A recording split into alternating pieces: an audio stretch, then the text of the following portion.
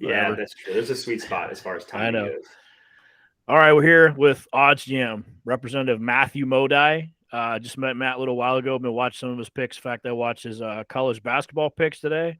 I took most of them, but some of them, unfortunately, you cannot take because, well, you can, but those lines change between the time he's doing the video live and I'm watching. The lines are changing that fast. So some I took, some I just backed off on. Yeah. But Matthew, tell us who you are, how you got started in the sports betting world, how you found Odds Jam, and just kind of like an A from Z. Yeah, sure. Sounds good. Yeah. Thanks for the introduction. Yeah, my name's Matt. You can just call me Matt. You can call me Modi, whatever you want to do. Been with Odds Jam officially full time for about 2 weeks. So I just recently started with them, but I've been part time with them pretty much since the beginning when they started their YouTube channel. A little bit about my background. It started as anybody that starts in sports. They've been a sports fan their whole entire life. My family's from Philadelphia, so big Philadelphia sports fan. Sure. Yeah, my parents basically said if I didn't grow up an Eagles fan, I would have to sleep outside. So I was like, all right, well, I guess it's decided. I grew up for me. I grew up in the same state as you. I'm a Steelers fan, so it's in your blood. It's in your blood, man. Exactly. It doesn't matter. Yeah, it's a little bit farther west, but they're always gonna win. Yeah. So yeah, I've always had the dream to work in sports and all that stuff. Obviously, it's incredibly hard market to get into, hard business to get into. Sure. And I had a normal day job, 9 to 5 for years. I'm turning 30 this year. I'm 29 now. So when I graduated from college, just normal day jobs, 9 to 5, stuff like that. Gotcha. And then when COVID hit, I just got like some serious motivation to just like try doing like some sports related content and stuff. So sports betting, I had just started doing it. It wasn't actually legal in my state. I'm in Virginia. I've just been doing it like on an offshore book, all that stuff. And then, me and a buddy, like the NBA was coming back after the shutdown. They were doing the Orlando bubble. And me and a buddy were like, we should just like start a podcast talking about sports. And that's literally how it started. Yeah. So we were doing that for like a year, and then kind of just, it's hard to grow following. We kind of lost touch with it, all that good stuff. And then, so I kind of rebranded the podcast and just had my own website, just called it Modi Sports Analytics. People love hearing analytics in sports. So I just figured I would use that. Yeah. And then, Odds Jam, they're in the infancy stages. I think they just either saw my website or found me on Twitter. I'm not really sure. Hit me up saying like, hey, would you be interested? And at first it was writing for them. So I did like a couple guest articles.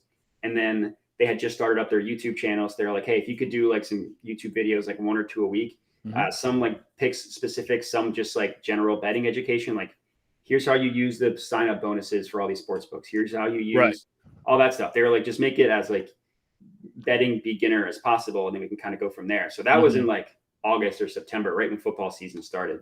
So for all football season, I was just doing a couple videos a week for them, just part-time while I still had my day job. And then, their YouTube channel, I'm sure, as people have seen, has grown just insane popularity. Oh, so yeah, a lot. It's crazy where they started from to where they are now, And then eventually the need arised for a full-time job. They're like, hey, like, we've been working with you for a couple months. What would you be interested in a full-time role?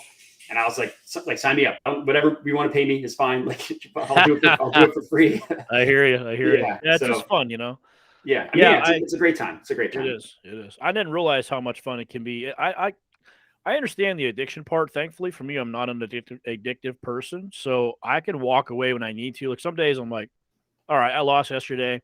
Not betting today. Not, or just shut my computer down and go do something different. I got lots to do, but I'm kind of following your footsteps as far as Odds Jam. I've interviewed Alex. I want to work with Odds Jam as well too. So I just keep pushing and trying to write some articles here soon. But you have some good ideas about beginners and podcast stuff like that. We should talk about that because I have a channel. You have a channel to use it. I'm an SEO guy. I'm certified in SEO. So anything we can talk beyond, we'll figure that out. But what do you think is like I asked Alex the same question. I think a lot of people that bet on sports I would consider them just gamblers. Now, that's fair. These guys all think they're awesome. I won 10 grand last month. All right, first time in your life, and you never won anything else. I don't know. I hear these numbers of people say stuff, but how do you take the gambler mindset from I gotta win X amount, like 60, 70, 80% of my games to you're only going to win about 30, 40, maybe around 50, like 40 to 50%, but you're going to be more profitable. Yeah. But then on top of that, the profit margins are small. Like these people think they're going to bet on games and win 500, $100 a day. And you're like, yeah, well, let's try 20, $30 a day for a while and let's compound that. Like, how do you get that brain to switch from, win rate to profit? Because that's a Yeah. hard concept for a lot of people. Yeah, I mean, no, it's a really good question. I think when I first started betting on sports, when I had no idea what the heck I was doing, my whole goal was like, I want to maximize the amount of bets I win. So I would be one of those people betting the minus 500 odds. Well, this team's going to win. I don't care. Like I was one of those people who said, I don't care what the odds are. I just want to. So then when I was doing the podcast with my buddy, we like had a sucker. yeah, I was 100% sucker. But I learned it. I learned it the hard way. Me and a buddy, when we did our podcast, part of our podcast, we would give out like 4 picks, like 1 lock, 1 underdog, a game, and a player prop. And our lock had like we won 25 and we lost 5. Our underdog was like 13 and 12, but our underdog was like massively, massively more profitable, even though the hit rate was around 50%. Sure. And it, like the logic of it makes sense. Like, of course, when you're betting plus money or like plus odds, you don't have to win 50% of the time. But mentally, it's hard to be like maybe you'll win this bet 50% of the time, because when you betting, I feel like it's such a daily thing. Like, oh, I was down today. Like, what can I do differently tomorrow to not be down? I think the goal is you have to look at it in like a more holistic view, like total profit of the week, stuff like that. So I think that for like the sports fan getting into gambling, I think one of the biggest fallacies is not caring about the odds, just like the Sixers, like the Sixers are going to win. I'm going to bet them no matter what. And it's like, no, there's like a value associated with it. Right. And then there's people that kind of use gambling as like Alex, who's just like, this is just a side gig to me. Like, I don't watch sports. I just want to know the math behind it. And those people are what's going to be honestly, I believe the less you know about sports, the more profitable sports better you're going to be. I agree. Yeah. Yeah. And I think what you're saying too is what I can relate. Well, I can relate to the concept, but I don't have that feeling. Like I love the Steelers, but there's days I'm like, yeah, like this past year, I'm like, I didn't bet much on the Steelers because they didn't play well. However, I would take points and win because Ben can always come back. He's the top 5 in the NFL, come back. So take the points, and I won most, but at the end of the day, I think the feelings of what people feel, like you said, well, it's the Eagles and it's my hometown and the Eagles are playing so-and-so and they're the enemy. And like, I want them to win. So I got to bet $100. Well, no, there's no logic behind that other than it makes you feel good. If you win, you can tout and your ego goes up. But I think a lot of people still have a hard time with, to me now it's team A against team B. And what's the numbers on team A? What's the numbers on team B? I don't care who's playing who. Like Alex said, it doesn't matter who's playing. And he's right. It doesn't matter. 100% right. It does not matter. Even in like the day trading world, same thing. It doesn't matter if it's the euro against the US. It doesn't matter which one it is. It's what direction are they going? What's the next step? Is there a trend? Is there a pattern? When that pattern is going to stop? Like some guys go, well, I'm like, why'd you pick? Like this guy had Vinny. I called him Vinny Locks. He's a guy from Vegas. His name's Vinny. He goes, I am the absolute worst gambler in the world. I'm like, really? I did a video. I said, why? He goes, I'll always find a way to lose. I'm like, there's no way. But he understands the concepts of the sports. And so we tested him for 2 months. He was 8-34. I'm like, wow. you are horrible. It is impressive to be that. It's like you have to try to be that bad. Well, he even said, he goes, whatever could possibly happen in a game that would be bad, he goes, that's the game I bet on for some reason. But he'd take Murphy's teams. Law. He would take bad. I said, why would you take that team? He said, well, because this is great. He goes, because they just won 3 in a row, and not many teams win more than 3 in a row. I'm like, okay, well, like, how would you find that statistic? That'd be hard to find all that stats of just that one team, not let alone teams as a whole, right? Or it's number 7, they're going to lose. So how do you determine, like, for these people, like I said, what's the best way for you? Like, how did you get out of the mindset of switching from that to, because you said you were kind of like, oh, I'd bet the house, whatever. But I was a sucker, 100% a sucker. Yeah, I didn't get sucked in. I was like, wait a minute. It took me a couple months to dive into sports betting. So I'm like, it's my money, man. I got to know what I'm doing first. Yeah. So I did a lot. How'd you switch from the gung-ho attitude, I guess maybe the ego talking subconsciously, to It's just a number, and the value of that number means more to me in my profit margin than it does touting my horn. Like, how did you Yeah, switch? I think it took a lot of losing money.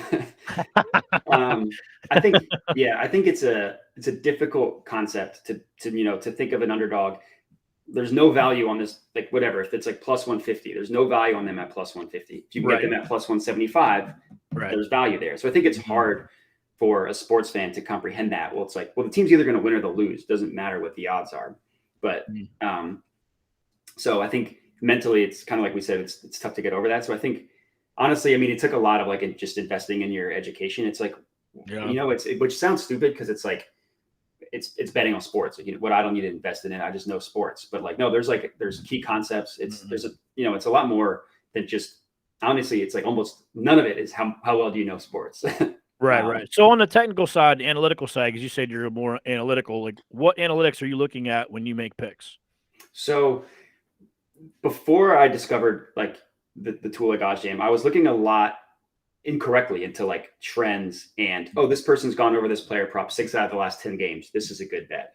I think a lot of times the way the line is priced, like Vegas is going to know better than 99% of an individual betting on sports, right? So whatever you Sure. think about a line, Vegas is already they've already thought like put that into the line. You know what I mean? Yeah, they've established the line for you before you know what it is. Exactly. So like whatever you think about it, Vegas has taken that into account. So I think what I needed to do was like I conceptually I needed to be able to grasp the idea behind like the OddsJam platform.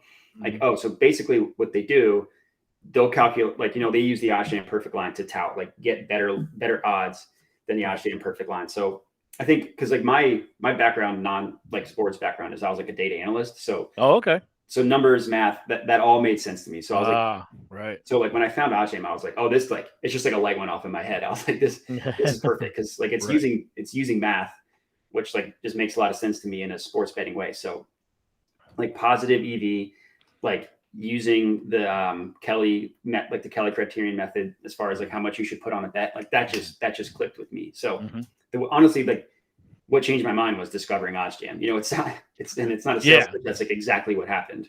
Right. So as far as beginners getting started, let's say someone who's just lost their ass betting. They're like, man, you know what? I don't believe in your system. I don't know how's that possible. Like, what would you recommend for somebody like that? I'm talking more on the beginner side because that's kind of like the theme for the day is, you do a lot of beginner stuff I've seen. So stick to that kind of content. If someone's just, they've lost their butt, but to me, it's starting over again, learning how to, I guess, gamble on sports, but I call it sports investing because a gamble means you're taking a real chance. You don't know. A gamble is, flip a quarter, or like at least you guys are going to race or fight who's going to win on the street. Well, I don't know. Yeah.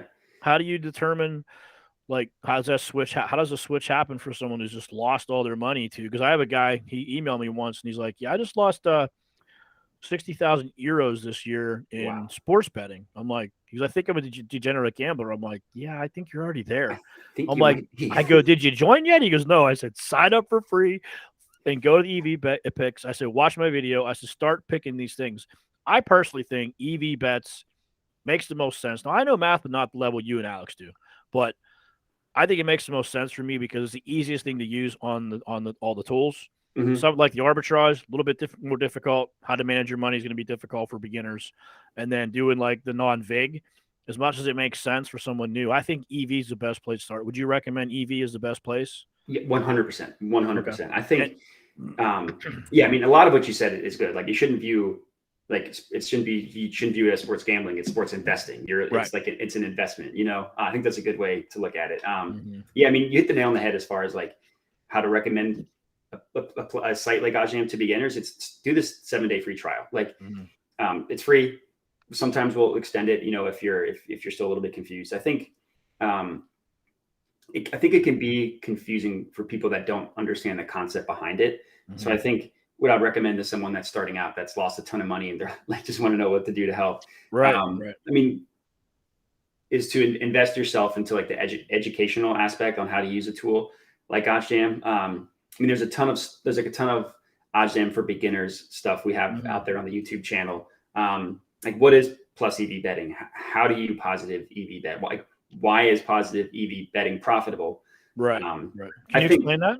Yeah, for sure. Absolutely. Yeah. So I think I can explain that in a couple ways. One, I think a lot of times people get obsessed with like the sexiness of like arbitrage betting, where it's like, well, it's risk free. Like I'm not going to lose. And I think they get sucked in by that without realizing that it's actually more profitable over time to positive EV bet than it is to ARB.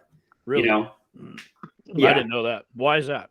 Well, so for a couple of reasons. One, on the unfortunate reality of sports betting is you're going to get limited on sports books. There's stuff you can do to avoid it, but if you're arbitrage betting, you're going to get limited a lot quicker because these sports books could just catch on. But the majority of the reason is because when you're arbitrage betting, your profit margins are only like 1 or 2%. Like I'll pull up the OddsJam page right here, and like the highest percent as far as an ARB is 2.16%. So like you bet $100 each way, you're making $2 in profit. So how would they catch up to you if you're putting one bet on one team on this platform, say, Bet US, but one on DraftKings, they're competing against each other? How would either one of those know the difference? Like, how would they figure that out? It's a good question. And there's a couple reasons. One, a lot of times if people, when you're arbitrage betting, they'll bet the exact cents, like the exact bet to the cent that the calculator tells you to. So like it says to bet $1 or $117.30, and a sports book's going to be like, no one in their right mind is going to bet this exact amount unless 31 cents. Exactly. So that's number one. Number two is if you're doing like arbitrage betting along with your own bets, a lot of times when you do an ARB specific bet, the dollar figure of the bet is going to be significantly higher than the average of what you bet. So like if you're constantly betting like max $100, and then you have like a $500 bet, that's not a free bet or anything, the sports book is going to be immediate red flag. They're gonna be like, okay, well, why did this person like bet so much above what their normal amount is? And then my guess is they have a artificial intelligence that triggers that right away too. Exactly. And then the last one is people that are like constantly withdrawing and depositing money, because they're going to view that as, oh, they're moving money around based on what ARB has the worst odds. So they need to put more money on that one. Right. So that's why people get limited. But as far as as positive expected value betting, the whole concept behind it is what OddsJam does is they calculate what they deem to be the true line. They call it the OddsJam perfect line. So let's say like the Sixers are playing the Nets, the Ben Simmons, James Harden reunion. Let's say that the OddsJam perfect line prices the Sixers money line to be at -150. And let's say on one of the sports books, you can get it at -110. There's that 40-cent difference between what the true line is and what the line you're getting it on a sports book is. Right. So, and they'll assign an actual percentage of positive expected value to that bet. So they'll say that bet has 7% positive expected value. And then obviously the higher, the better. The higher the number, the wider the gap is between the true line and when you're getting it on a sports book. So obviously I think one of the common counters we get is, well, it doesn't matter if it's positive expected value. If the team, like upsets happen, some teams are just going to lose. But the goal is if you stack enough positive expected value bets together over time, then you'll start to see, you're going to have, you're going to have variance, you're going to have days where you're down, but you're going to start to see an increase in your profit just from beating the line that the OddsJam perfect line has something calculated at. So gotcha. Can you share your screen and show the audience how that works so we can take a absolutely. peek? Just, some people with numbers, like me with numbers, if you just tell me, I get lost, but if I see the numbers, I understand it. So 100%. Yeah. 100%. I'm sure there's lots of visual people out there that I'm sure they love hearing us talk, but they want to see something cool too. So, all right. Can you see my screen? I can. All right. So this is the positive EV screen for OddsJam. It's pretty intuitive. So like I'm constantly refreshing this up here because as you know, the lines can change quickly. So here's an example of a bet that has positive expected value. So what you have on the far left here, you see this percent. That's the percent of positive expected value. So again, the higher here, the better. And basically what that means is I like to use an example of like $100. So if I'm betting $100, and it has the play on the right here. So the play is on the under 127. Looks like the odds are here are plus 145. So if I'm betting $100 on this bet at plus 145, this under 127, and let's say just pretend the game is played, like 100,000 million times, just it's played in an obscene number of times. What you'll find is that your profit will average out to about $11.33 if this game was simulated a million times. Mm-hmm. Obviously, that's not what happens. So if this bet, if it goes over, then I lose my money, and if it goes over, then I make the profit. But right, what you'll find is that the more bets you place that have positive expected value, the more likely it is that your total profits will actually match what the percent says it'll be over time. So I might lose, an 8% bet, and I might win 2 9% bets. So over time, you'll find that your profit actually will equal that percentage. It takes time. So you have to accept the highs, and you have to accept the lows. I think that's hard for a lot of people, for sure. Yeah. But does that all make sense? Was that clear? Yeah, it makes really good sense. Now, a question I have is you scroll down just a little bit when you see the first game. I'm sorry, go back up to the top. So yeah. The first game, see where the arrow is above the 11.33. Yeah. So if it's 11.33%, is there more risk if it's higher percentage than lower percent? Like if you click the arrow, it might go down to the games that are like 1-2%. Yeah. So like it's a good question. Does a 2.02% mean I have a better chance of winning that game based on probability and odds, or should I go with the 11%? So that's a good question. So the percent chance that the bet actually hits is deemed on this number here, the odds jam perfect line. So the percent of positive expected value, this itself doesn't take into account the winning percent chance of the actual bet itself. That's just the gap between the true line and what you're getting it on a sports book. So you could have a situation where the odds jam perfect line deems something to be plus 200, and you can get it at plus 300. That would still be a pretty wide gap of positive expected value, but more likely than not, that isn't going to win just because of the odds. So I think the important thing to look for, while definitely the positive EV percent, is also the actual odds of what the true line has the bet at. Like these first, what's this, 5, are all plus money. So more times than not, these bets aren't going to win, even though it's positive expected value. But then you'll scroll down and you'll see here's one. True line has it at minus 124. So that bet, based on those odds, has, as you see here, a 52.67% chance of winning. Gotcha. So I think that's a good question. An important concept to understand is that, and like I clicked into it. The way the odds work is whatever the odds are is deemed has a winning percentage associated with those odds. Does that make sense? Mm-hmm.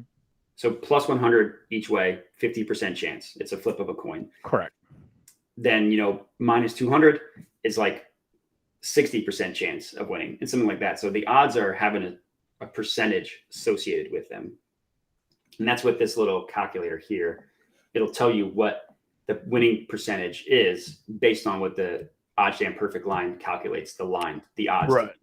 And then, so that's only 44.59 for now. Users or people out there watching, what would you consider a good percentage of win percentage to take a bet?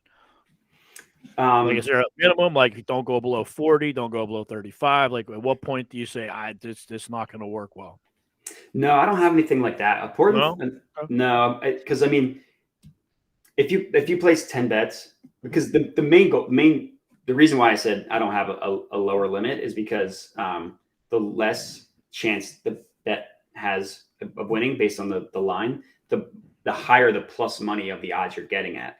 So kind of like what we talked about, why it's more profitable to bet on underdogs is you don't need to win 50% of the time. You just need to win a higher than what the odds you're getting at is. So right. If I place 10 bets that each have a lower than 50% chance of winning, but the odds are, plus 143, plus 138, I only need to win 40 to 45% of those bets in order to profit. Sure.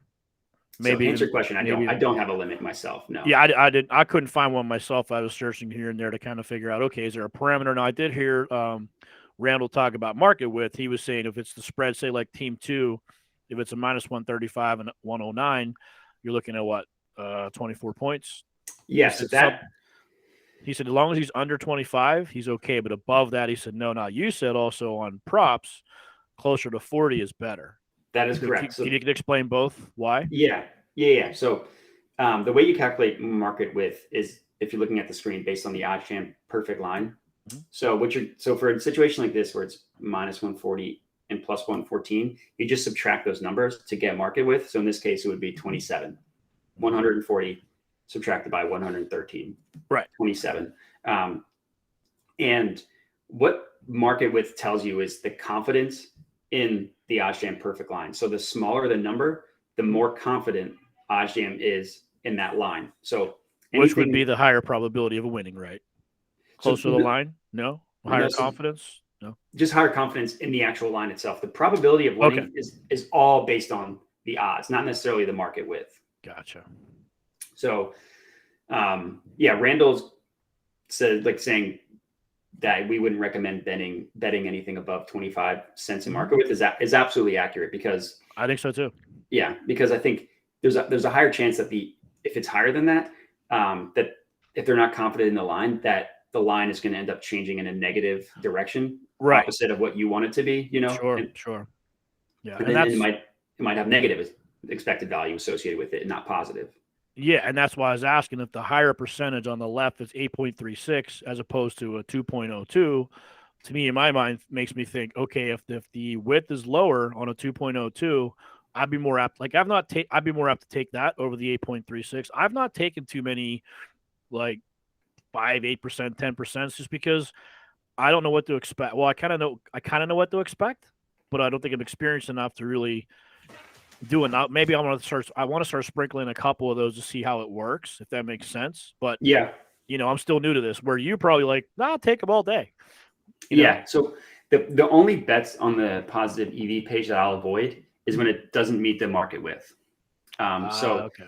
I could have a 15% positive expected value, and if it's within the 20, like this one, I wouldn't bet. It's 25 cents in market, or 27. Right. Excuse me. I wouldn't bet it, even though it's a high percent. Technically, you want the higher the better. Mm-hmm. So like these next two, I also wouldn't bet because they're both 26. Mm-hmm. But these next two, minus 130 plus 105, 25 cents. 25, yeah. I would bet this one, and I would bet this one. So I don't have a limit on as far as percent EV, like how high or low, and I also don't have a limit on like what the odds are.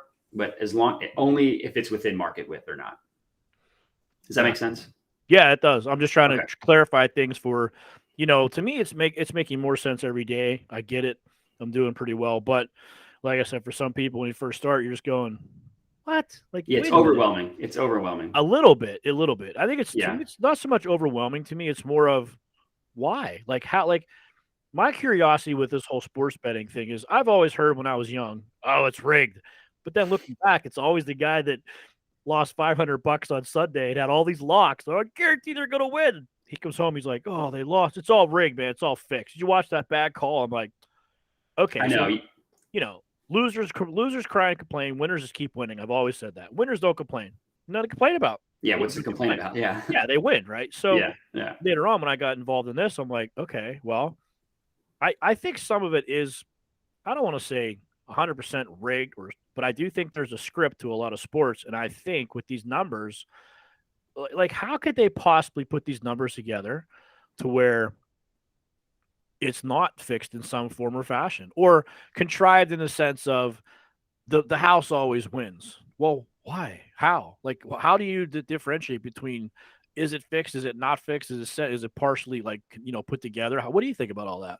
Yeah, I think I have a lot of thoughts on why I think the house always wins. I don't think it's because it's rigged. I think it's because the public likes betting on overs. So you're like, and they like betting on favorites. So right. I mean, I remember there's one, I think this was earlier in the NFL season, the Chiefs had like 97% bet on the money line and like 95% of the spread. Mm-hmm. And I bet the opposite side because I knew that line was going to be too high in favor of the Chiefs. So right.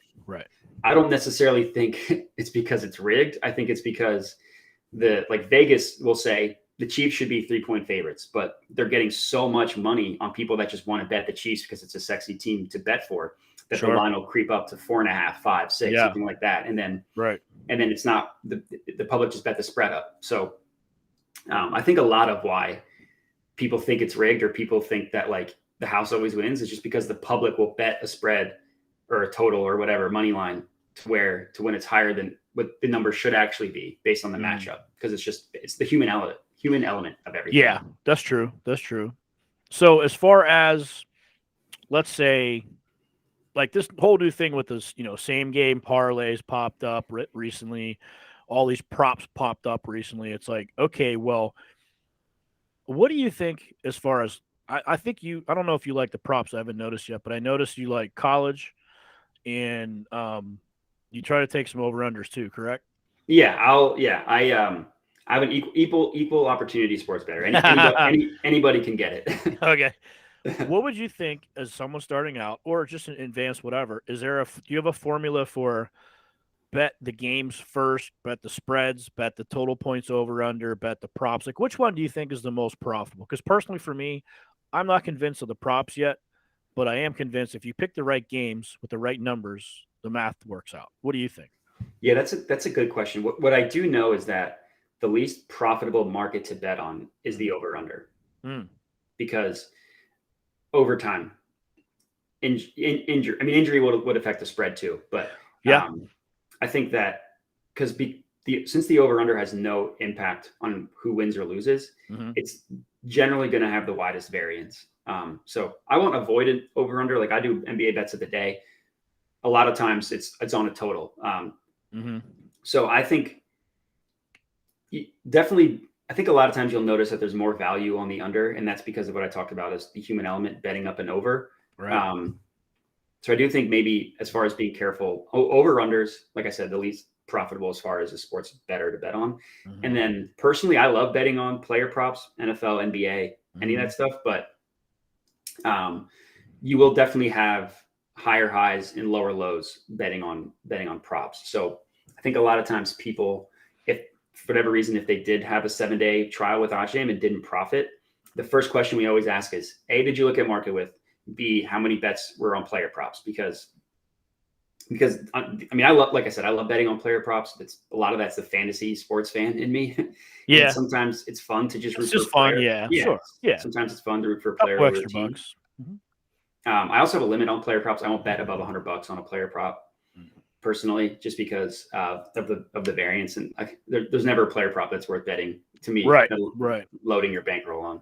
Now, do you think most over-unders, do you think it's better to take the under? Like, what if I said, okay, for the next 100 bets, I'm going to take either overs or unders? Which would you take? So I would caution against only betting something, only betting unders, But let's say you're forced to, just for fun. Sure. Which one do you think? So the under hits about 50.5% of the time. And an over hits the like 49.5% of the time. So Vegas, I mean, they're incredible at pricing lines. I know. That's what I'm saying. How can they be that precise? I mean, there are so that's only what, 0.5% difference. It's amazing what they know. It's amazing, man. I mean, they just have the best simulators out there, and they run simulations like just more times than numbers that we don't even think exist, and they just say, all right, looks like. I mean, for this first one, looks like we simulated Florida versus Auburn 100,000 million gazillion times, and the over/under was at 135.5, or the total points was at 135.5. So that's what we're going to set it at. Sure. I mean, it is amazing how many times it is. It's nuts. It's like this total ended exactly 135 or exactly 136. Yep. So let's say another scenario. What if you had to pick money lines, or if you had to pick the spreads? Which would you pick, the minus spreads, or would you take the underdog plus spreads? So my general rule, depending on what the spread is, if I'm going to bet the underdog, especially for the NBA, I'll just take the money line. Okay. I did this for NBA and NFL, but like for week 1 and week 2 of those sports, if you just place a flat fee of money on the underdogs, it'll be profitable. Absolutely. Hockey too. I'm sure, and baseball, I'm sure it is. Yeah. Oh yeah.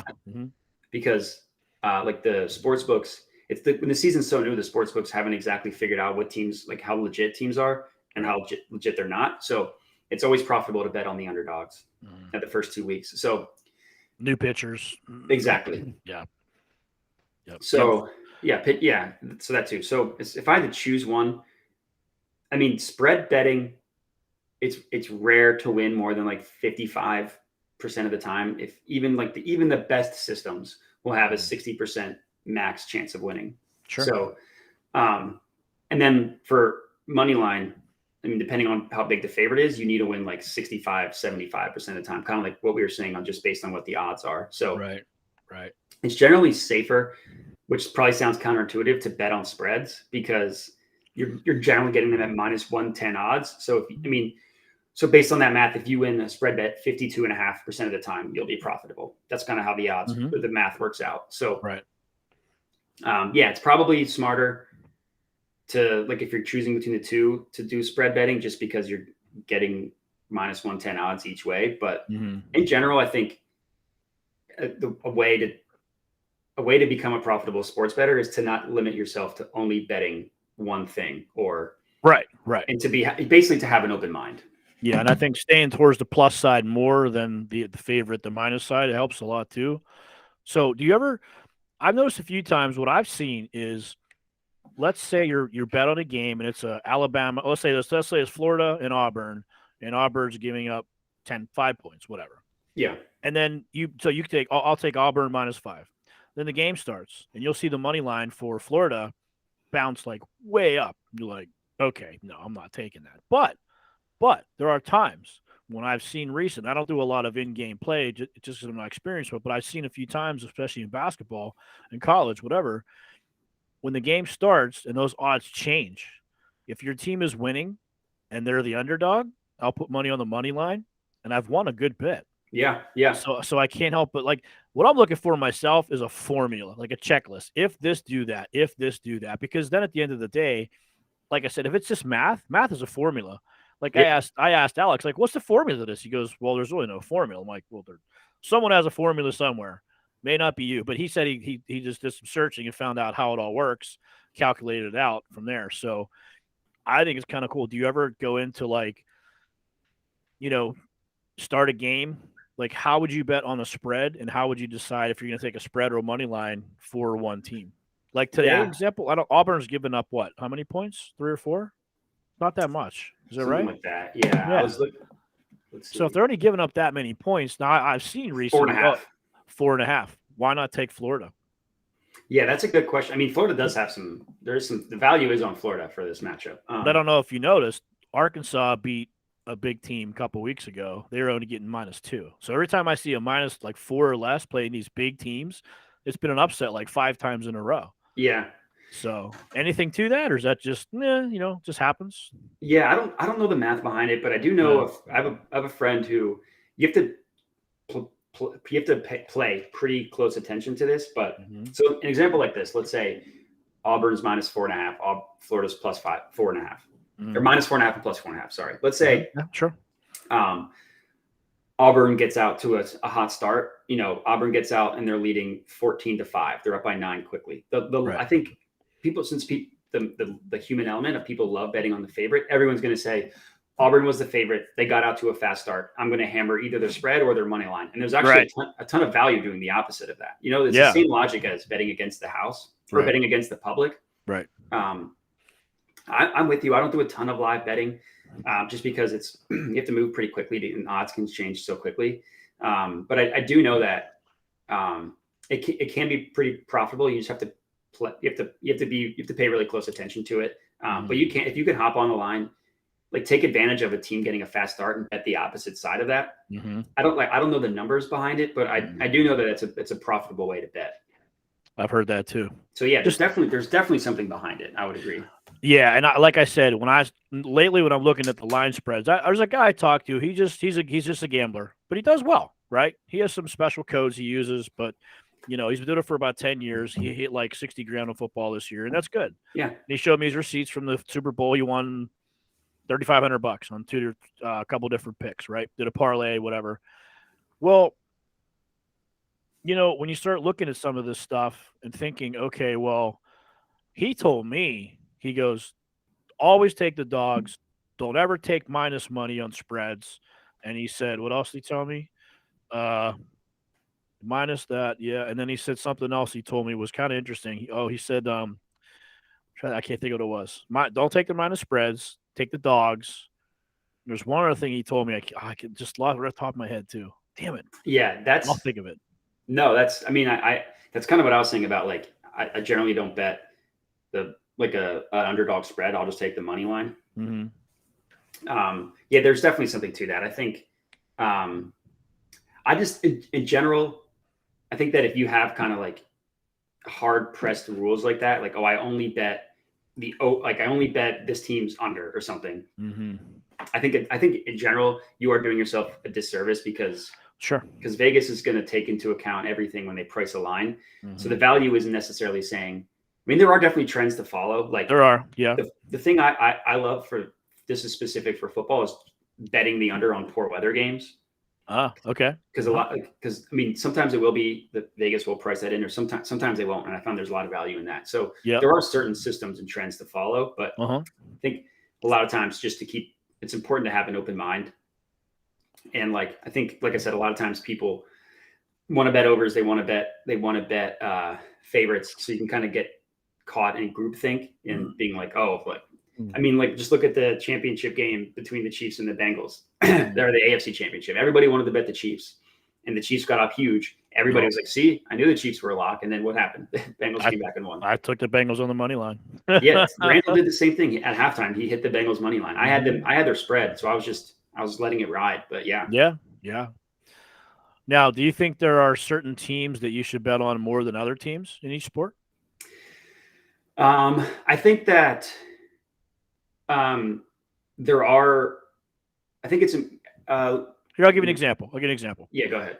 Two teams stand out to me: Pittsburgh Penguins, of course, in my biased opinion, but they're a damn good team, and in Toronto, right? So these two teams are winning at like 74% of their games. So at the end of the day, I look at when Penguins get points, I'm taking them. If they're at home, I'm taking them. Yeah, if I just did that, if I just did low favored odds like 150, 160, 190, I'd probably win all the time based on probability because these are good teams that win more than other teams. Would you find that to be a fair assessment or no? Yeah, no, I definitely think there is. And I definitely think there's an opposite. There's an opposite to that too. Like there was cool. Like last year when the Chiefs were in the Super Bowl, there's a point in time where the Chiefs had won 8 straight games and they didn't cover the spread in like 7 of 8 of those games or something. Right. And Dallas did against their conference. They were 9-0 that same spread. Against the spread. Yeah, exactly. So I think, and then last year for the NBA, the Knicks were the most profitable team to bet on their spread because and that's the same way with the Cleveland Cavaliers this year. They're the best team to bet against the spread because when you can find a team like the Chiefs that is a heavy favorite, and then the opposite, you find a team that no one wants to bet on that everybody hates. There's always going to be value there. Oh yeah, like the Grizzlies. Just take the Grizzlies and the points all the time. OKC, take the points in them too. Yeah. And the Suns are good against the spread too. Well, I haven't checked the last few weeks, but they were majority of the year so far. Oh yeah, they're a machine. Yeah, and I think being in Phoenix, having just lost in the finals, I think a lot of people don't want to give them the respect as good as they are. Like everyone just wants to bet the Warriors. They want to bet the Nets to begin the year. A lot of weirdness with the Nets now. There's something about that whole New York conference in there, like in baseball, the New York and that conference. I forget which one it is. The New York conference. I don't bet that at all anymore because no matter what you do, it's win or lose, up and down, up and down. And the Warriors, I'm kicking them off my list for a while because they're not good against the spread, but they keep covering the spread when I play them. I'm like, all right, you're off my list. Are there teams that you have that you're like, I'm done. They're off the list until they prove otherwise. Do you do that or no? There was a team. Honestly, it was the Chiefs last year. That was because like I as an Eagles fan, I love Andy Reid, and I just the Chiefs have just like soaked at the firepower with that team was just insane. Yeah. So I learned that the value was betting on Chiefs in a big game because they cover the spread Sunday night back-to-back, or maybe not Sunday night, but a primetime game back-to-back weeks against the Bucks and the Saints. They covered the spread.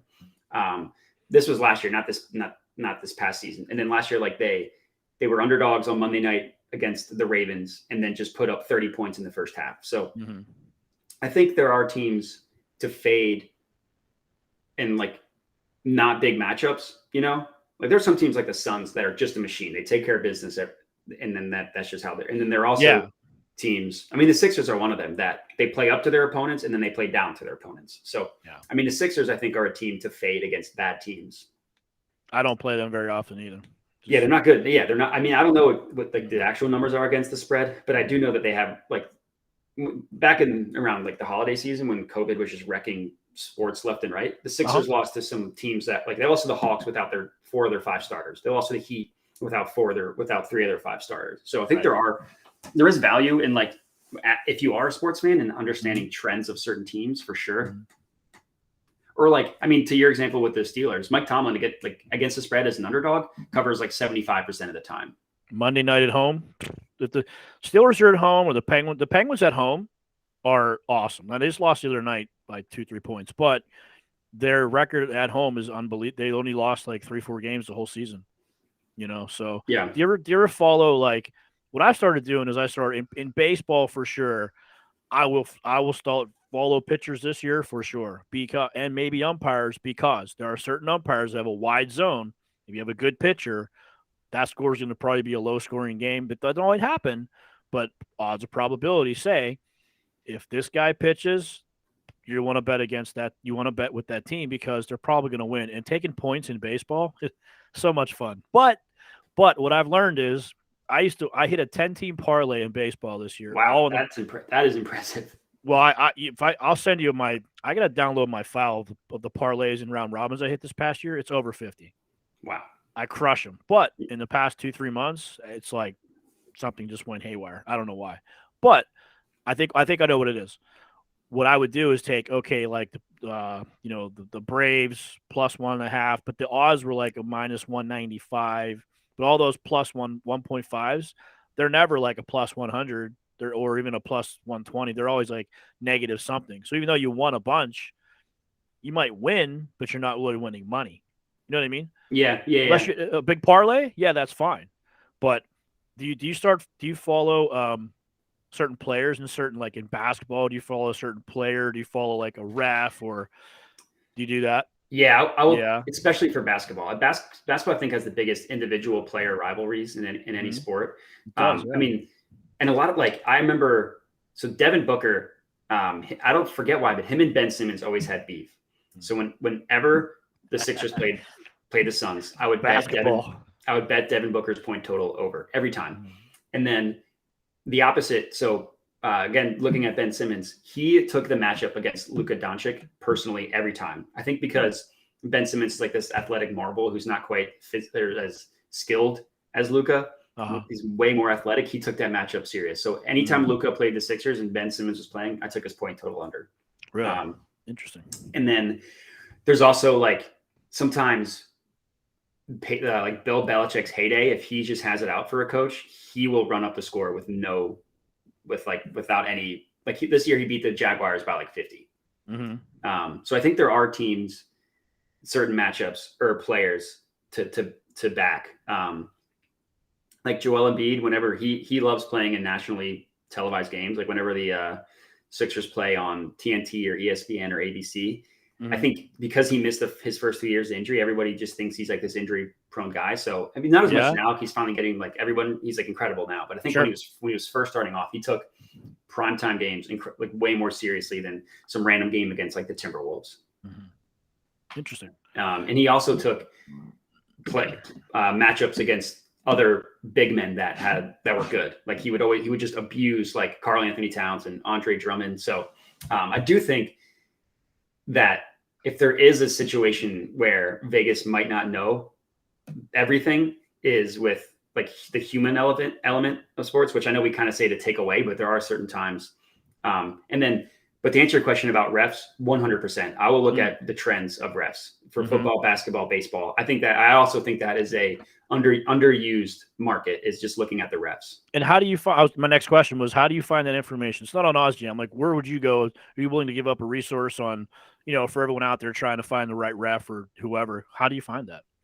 I don't know the specific. I honestly just Google it. There's ref statistics. I don't know what specific website. I don't know if it's like, I don't know if it's a. Yeah, I know OddsJam doesn't. They're working on like a new site redesign to have more sports focused content, which will be pushed hopefully by the end of February. Nice. Yeah, I literally just Google it. I mean, there's a ton of trends about refs that trend under, or refs that. I've seen a few, yeah, and I've also seen some where some of these refs are lenient on fouls, and it's all the overs are astronomical. In fact, there's a video, I think it might have been on OzJam. Some blonde-haired girl interviewed a couple guys from the past. Yeah. Mm-hmm. And he said there was a guy that followed this guy around for like 10 years, the same ref, and he bet the under, I think, and won all the time. Yeah, that's crazy. And then crazy. Same thing for football, like refs that swallow their whistle. I do think that one of the trends that I will blindly follow is Game 7 unders. I don't think those are correctly priced. I think, especially for basketball, because I think that everybody's so tense in a Game 7 that teams don't shoot as well. Refs don't want to have a Game 7 be known as a ref clown show. Yeah, that's true. Like even in like the Super Bowl this year, like Jalen Ramsey, that like the one long touchdown the Bengals had, he had his face mask grabbed and like pushed. I saw it. Yeah, they didn't call it all. They only started not swallowing their whistle in the last drive when they called multiple pass interference. So it's amazing. In big games, I think not necessarily. Maybe not. I mean, for Game 7s under, I blindly take. There was a couple of Game 7s last year. I think only one of them went over the point total, and that was the Nets Bucks game. Right. But yeah, there are some trends that I'll follow blindly like that, and then I also think, like I said, another underutilized market is just looking at referee statistics. Sure. One thing I just noticed a few days ago, and this will probably be our last question. I'm sure you got to get stuff to do. It's Saturday, but I looked at Barstool. You looked at Barstool. You have Barstool. The sportsbook? Yeah. Yeah. Mm-hmm. It shows statistics across the top when you pick a sport. And if you click on a game and you go down the right-hand side all the way to the bottom, there's all these stats, like they won the last 3, they blah, blah, blah. Okay, great. But there's a really cool stat I found. It shows props of players and the percentages of how they might do during that game. I don't know if it's during the game at that time, but the props were like, what's the guy, Novick, I think it was? Novick in basketball. Oh, Jokic? Yeah, he was 80% 82% to go over that day on rebounds or something like that. And he did. So I picked like 3 of them, and I took other 3 that were above 66%. It seems like 66, 67 is a number that people go by. I took 6 of them, and I won 4 out of 6. And I was like, So it's something to look at for everyone out there. Because what I do is I'll find like that guy and say, okay, the odds, if you go to OddsJam and search for the odds, look for the right odds, they're pretty good. They're like a plus 103 on rebounds. It's like, well, those are better odds than taking the minus 110 or a minus 115 or whatever. So I thought that might be a little segment of where if people did some more studying, might not be a bad place to go. Yeah, I mean, in general, I think there's a ton of value on player props because it's got to find it. It's got to find it. I think one of the reasons why is because there's just so many player props available. I think it's difficult for every single sports book to price them the exact way they should be priced. So that's why having like the OddsJam perfect line is so valuable because, I mean, you'll see player props that let's pretend use that Jokic example. So every other sportsbook will have his over 12.5 rebounds at minus 110, but one sportsbook will have it at plus 110, and OddsJam will find that for you. So, player props, like I said, they can be just a wider variance, but I think there's a ton of value. My general rule of thumb for player props is if I'm betting a majority of player props, the majority of those bets have to be plus money for the same logic as betting underdogs. So you don't have to hit 50% of the time to profit. Gotcha. So you're saying as long as the odds are in a plus, you'll take it. If it's not in a plus, you won't take it. Yeah. More or less. Like let's say I'm betting 10 NBA player props. I'll make sure 8 of those 10 or 7 of those 10 are plus money. Okay. So in other words, so for everyone out there, what he's trying to say is every time you take a bet doesn't have to be a positive, but the majority of them should be to stay on the positive side. That's correct. So there will be individually, if there's a one that's like I think the highest I'll go is, or the worst I should say I'll go is like minus 130. If it's a really valuable play. So I won't, if I'm individually looking at a bet and it's not plus money, I won't avoid it. But if I'm looking at like the totality, like all 10 player props I bet, I'll make sure that like 7, or like I said, 7 or 8 of the 10, 80% are plus money. Yeah. Gotcha. Okay. All right. Last question. I'm going to put you on the spot. You ready? Yeah. Let's do it. Here we go. You've been all over this stuff, so you better know it. Who's going to win March Madness? Ooh. Oh, the NCAA tournament. Yep. It's a good question. I mean, I have a soft spot for Gonzaga. I think that they're due. I bet them last year when they lost. Yeah, I did too. I think there is something to the lack of competition. They being in the conference. I mean, the Big Ten hasn't won in forever, but I think there's a lot of good. Like Illinois, I think is a great team. It's March Madness, though, man. Anything can happen. So you think Gonzaga? So if I were to give an official, I think but Gonzaga is the betting favorite. I think they have the best odds. Right. So it feels kind of like a cop out to go with the team with the best odds, but I just think that, I mean, with Chet Holmgren, I think that's fair. And I love the coach Mark Few. Okay. I'll go with Gonzaga. Gonna Okay. Yeah. All right. Yeah, I'll go with Gonzaga. I'm taking Duke. I can't get there with Coach K's last year. I can't get there. I'm gonna take Duke, I think. Or if it's not, I think Auburn has a good shot too. Yeah, Auburn could be good. I don't watch much basketball, but I'll tell you what. Last year, I know LeBron James. I know a couple of the guys from the past. I used to watch basketball, and it was like Larry Bird and all those guys. Now it's like I know a couple guys just from watching the bets, but I don't know any of these teams. And in college last year, March Madness, man, it was so much fun because I wasn't working and I started betting. I was just like, oh, this is awesome. Because the games are like, they're when they get close to the end, you got all these parents and these emotions in that state. You can just like feel the power of like all that stuff going on, So I'm excited for March Madness. I killed it last year in March Madness too. Yeah, really well. March Madness betting tip I have. Yeah. Bet, except for the 16-1 games. The same logic of betting the underdog for the first couple weeks of a season, specifically for the first weekend of March Madness. So the first 2 rounds, bet a flat fee on every single underdog, whether that's $5, $10, whatever. Okay. It'll be profitable. Last year, I forget the exact percentage it was up, but like Ohio State was a 15 or lost to a 15 seed. Yeah, that's true. Yeah. Iowa was a 2 seed that lost, I think, in the second round. Yeah, I know. A 1 seed lost. I think Illinois as a 1 seed lost to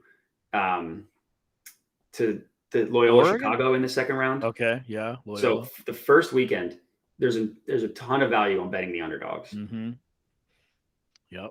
So that's just my betting tip for March Madness. That's not a bad idea. I've thought about doing that every day. Just bet on like 1 or 2 dogs on a couple platforms, like $5. But I tried it for about a month. I lost so much money. Well, it wasn't just dogs. I apologize. I did some parlays too. Yeah, so, parlays will get you. I'll tell you what. If you don't know what you're doing on a parlay, don't even consider it because I've done like 4. Most of mine are probably 3, 4, 5 teams that I'll hit on, but I do round robins too because you can win 4 out of 5 and still profit, which is good. Yeah. But you have to know what you're doing. You have to watch those odds, and they're tricky. So, all right, Matt, we'll call you.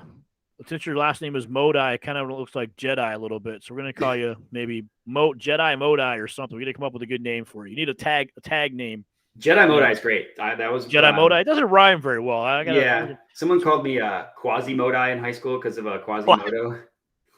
I thought that one was pretty clever. Yeah, it's clever. Not nice, but it's clever. We can workshop it. That's fine. All right, sir. Great talking to you. Let's try to get another video on maybe next time, whatever pops up. I've been watching. I got you. You got one at 3 o'clock today. I'll be watching that one. So cool, man. I appreciate your time. Hopefully, you can get on another screen again and go through this. It was a lot of fun. Learned a lot of information. Oh, what are you taking away from this conversation? I know you probably learned something from me. You're way more advanced, but what are you taking away if there's one thing? I would say I don't bet a ton on MLB on baseball. So I think that looking at trends as far as pitchers and umpires, I think that's good advice. I think that's really good advice. Too. Yeah. My takeaway is going to be there's a lot to learn and there's a lot to digest. And I just think you have to kind of take your time and maybe, like I said, for me, it's going to be just team A and team B and just pick those whatever more profitable. Because some sports I don't watch. I don't watch basketball. I don't watch college. up until playoff time.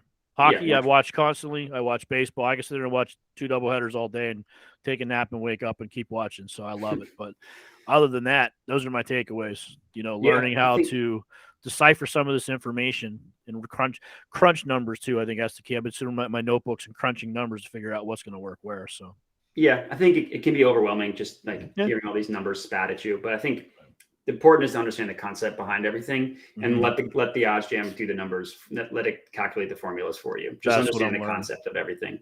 Yeah. So, okay, guys, we're done for the day, but make sure you tail Matthew. I've been doing it myself. It's profitable. Tail Alex. So anytime you watch these guys, they have premieres pop up. He's got one at 3 o'clock today.